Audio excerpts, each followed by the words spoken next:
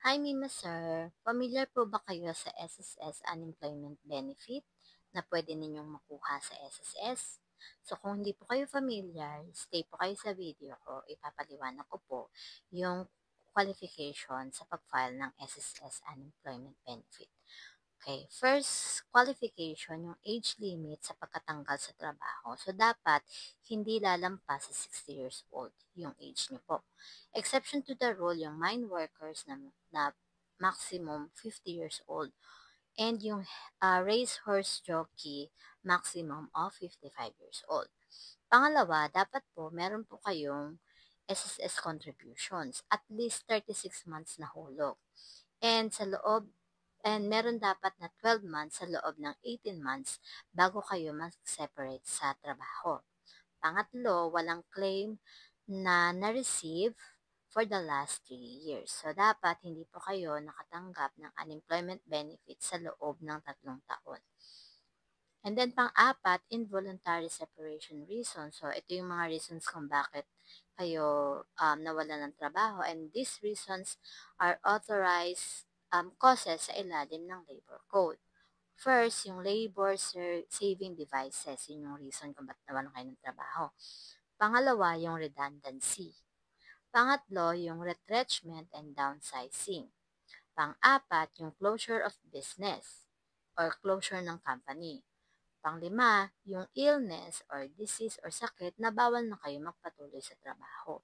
So, pwede po kayo mag-file ng unemployment benefit.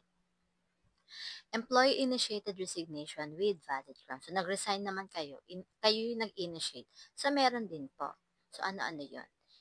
Nag-resign kayo because hindi makatao yung pagtrato ng employer sa inyo.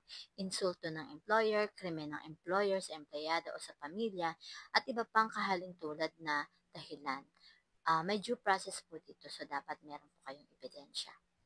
Ay iba pang dahilan, pagkawala ng trabaho, yung economic downturn, natural or man-made calamities, disasters, and then other analogous cases as determined by DOLE at SSS.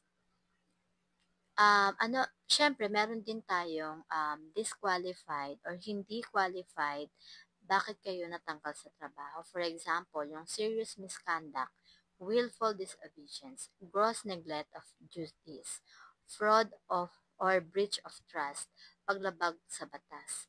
So kapag ganun po yung mga dahilan ng pagkawala nyo ng trabaho, invalid po yun. Hindi po kayo makakakuha ng unemployment benefit. Or another case like abandonment, dishonesty, conflict of interest. So, hindi po yan valid para makakuha kayo ng unemployment benefit.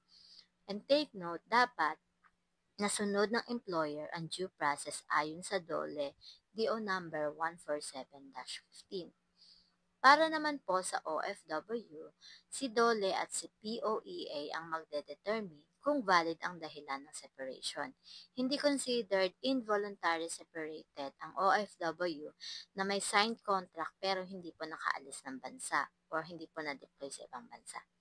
Ayun lang po, kung gusto niyo pong malaman kung paano mag-file ng unemployment benefit, pwede po kong gumawa ng next video. Comment lang po kayo. Thank you!